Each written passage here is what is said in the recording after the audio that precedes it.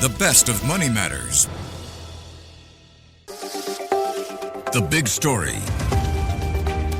Welcome to The Big Story. I'm Hongbin Jeong. Today marks the first day of Parliament, and it comes after a busy few months since the dissolution of the 14th Parliament back in April. Now, MPs have already tabled more than 200 questions for the government, setting the stage for a packed agenda. Some of the major themes discussed in Parliament today: transport, the role of Singapore in the Israel-Gaza conflict, and vaping. Now, the debate on the President's address also began today in Parliament.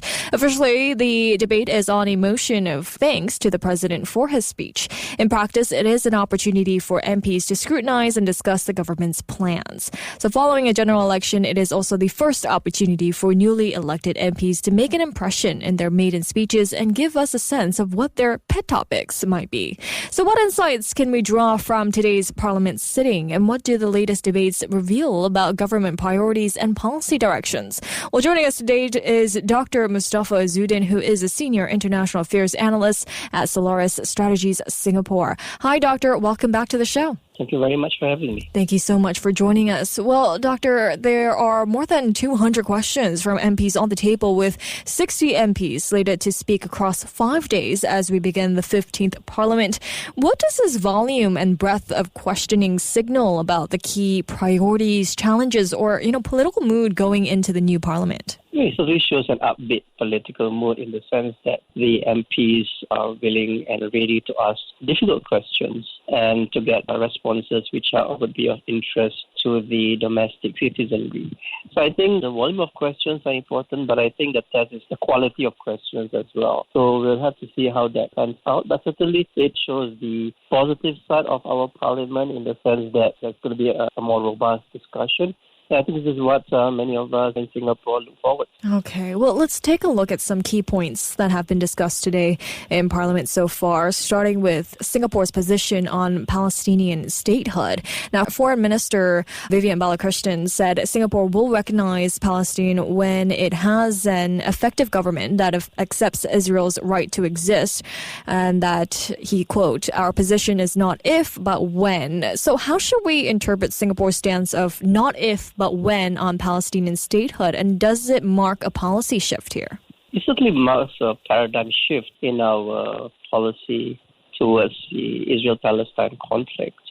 I think if you look at the situation right now, as far as recognition of the Palestine state is concerned, there's only a tiny minority in the world right now that does not recognize the state. So I think Singapore will, of course, and rightfully so, make independent judgments on policy. By looking at the situation on the ground in Palestine at the moment, particularly on the West Bank, where there's a settlement expansions which are illegal under international law, it has made the two-state solution increasingly more difficult to achieve. So I think that has been on the minds of the policymakers in Singapore, and also, of course, the domestic mood in Singapore, of the sentiments looking at many civilians being killed in the conflict, and of course the state solution being undermined by the efforts taken by the Israeli government. So certainly it does signal a shift. I think it's a question now, it's a matter of time before Singapore recognizes Palestine because the situation is not going to get any better. In fact, it may well get worse. Right. Well, Dr. Balakrishnan also noted that Israel played a key role in building Singapore's armed forces during the nation's early, most vulnerable years, underscoring the unique security relationship between the two countries. However, he did emphasize that Singapore does not agree with Israel's recent actions in Gaza.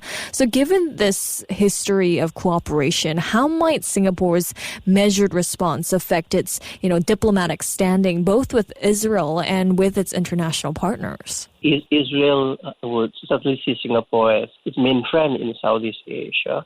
And I think the obligation of friendship to convey a strong and firm message to your friend that this is what you're doing.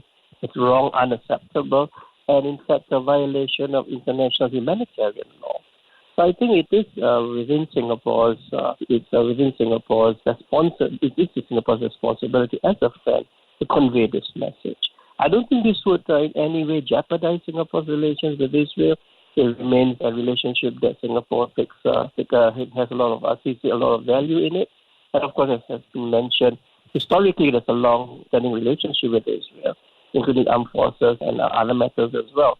So I don't think the relationship with Israel is going to change, but certainly I think this paradigm shift will certainly cause a rethink in Israel to look at the actions that it's taking on Palestine and get back on the right track, which is to ensure the two-state solution to the Israel-Palestine conflict is finally realized. Right. Well, next, the topic of rail reliability dominated Parliament today as well. We heard from Acting Minister for Transport, Jeffrey Xiao, who shared more about the causes of recent delays. Now, one point of debate was whether to raise the mean kilometers between failure, or MKBF, target beyond 1 million. What are the implications of raising the MKBF target beyond 1 million, though? I think the implications are still too early to tell. But I think what I think we can see is that there are innovative and imaginative way of trying to resolve a problem that is of great importance to us in Singapore, because we are, of course, talking about transportation, and it's something that is being utilized every day.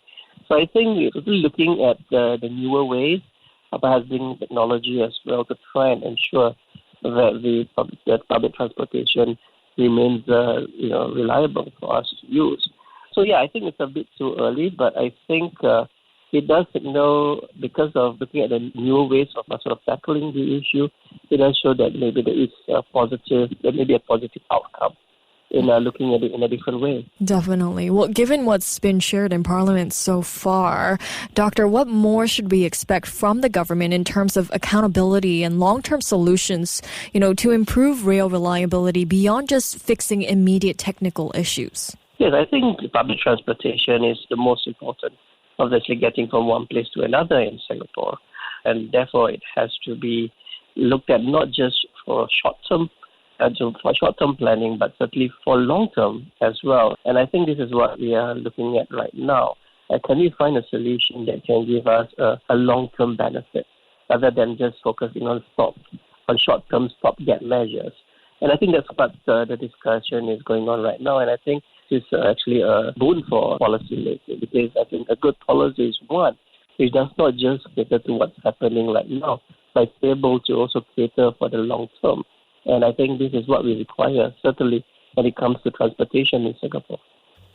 Well, we also listened to a 45-minute discussion on vaping as well, where two ministers gave an update on enforcement efforts, and MPs shared their concerns on vaping's, prevalence among youth and the loopholes users and suppliers are exploiting. So were there any noteworthy proposals or insights on how Singapore can make, or can more effectively curb youth vaping and close the enforcement loopholes suppliers are exploiting? I think there's a recognition that when it comes to vaping, as in the case with drugs, that it's transnational, right? So it's not just what happens domestically, but what happens regionally and beyond.